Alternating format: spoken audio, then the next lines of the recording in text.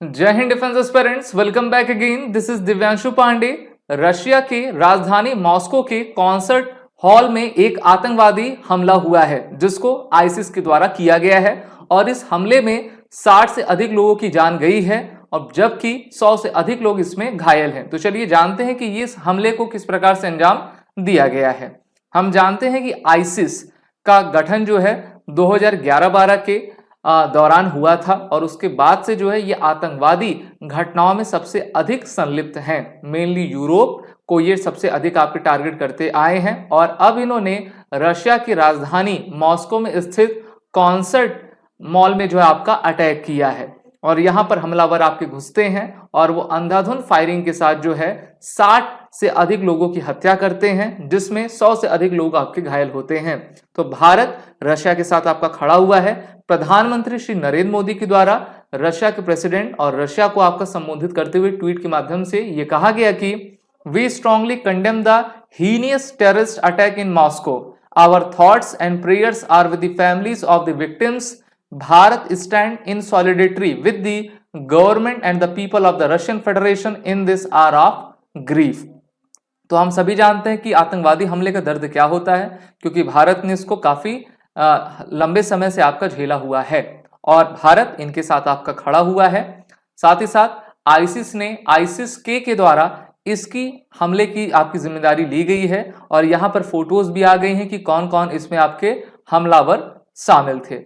Russian embassy जो India में है उनके द्वारा पोस्ट में लिखा गया है कि as a sign of mourning and grief for the victims of the terrorist attack in Moscow, the embassy Russian embassy in Bharat flies the national flag at half mast. We express our sincere condolences to the families of those who deceased and with a wish a speedy recovery to all those injured.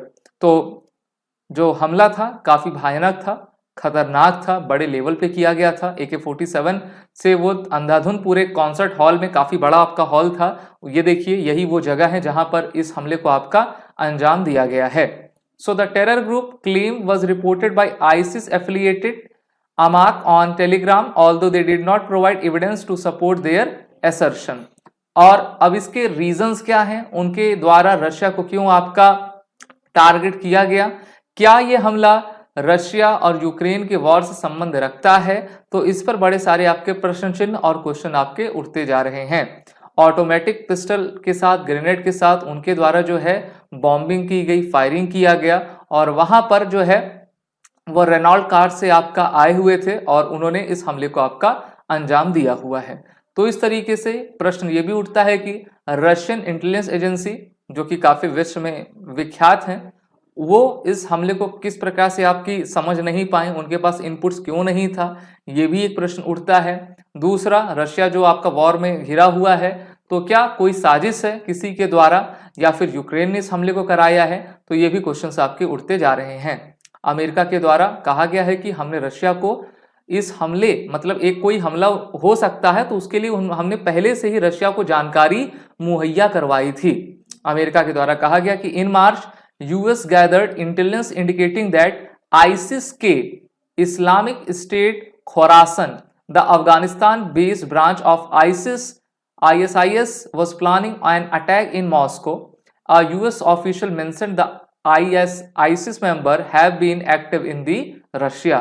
तो Russia ने America के द्वारा Russia को ये जानकारी आपकी पहले से आपकी करवाई गई थी, लेकिन जो भी इंटेलिजेंस दिया जाता है वो उतना आपका स्पेसिफिक नहीं रहता है। लेकिन उन्होंने कहा था कि इस प्रकार की चीजें हो सकती हैं और आईसिस का कुछ जो आतंकवादी हैं वहां पे मॉस्को में आपके सक्रिय हैं।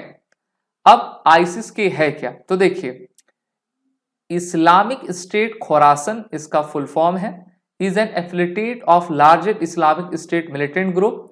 अफगानिस्तान 2014 में जो है इनकी आपकी शुरुआत की गई थी और 2014 में आपका संगठन बनता है। हाफिज सईद खान ने इसको बनाया, अफगानिस्तान से इसकी शुरुआत होती है। वहाबी सल्फी ना मुस्लिम ये विचारधारा से आता है। सबसे बड़े हमले अफगानिस्तान, पाकिस्तान, रूस में इसके द्वारा आपके अंजाम दिए गए हैं। Named after historical region covering parts of today's Iran, Turkmenistan, Afghanistan. तो इनका पूरा एक रीजन है, उसी को आपका खोरासन कहा जाता है और ये वहीं से आपका निकलता है। फिर हम देखते हैं कि इनको क्यों टारगेट आपका रशिया को टारगेट किया गया है, क्योंकि रशिया भी आप जानते हो कि 90s तक अफगानिस्तान में इन्वॉल्व हुआ था। साथ ही साथ जो अभी उनके द्वारा कहा गया है कि रशिया के द्वारा काफ़ी ऐसी बातें कही जा रही थी दूसरे कम्युनिटी के खिलाफ जो कि उनको अच्छी नहीं लगी, और इसलिए उन्होंने रशिया को और उनके लोगों को आपका टारगेट किया है। The attack signifies a notable escalation in the ISIS key operation, underlining the group animosity towards Russia and President Vladimir Putin. Vladimir Putin आप सभी जानते हो काफ़ी नेशनलिस्ट हैं, और एक बार फिर से उन्होंने अपने रशिया के प्रेसिडेंट के चुनाव को जीता हुआ है। तो इन सभी चीज़ों को देखते हुए इस आपके हमले को अंजाम दिया गया है, और इसमें कहा गया है कि रशिया किस प्रकार से मिडिल ईस्ट में जो है इंटरवेंशन कर रहा है। तो ये बात ISIS को मंजूर नहीं थी, और इस कारण से उन्होंने इस हमले को दिया है।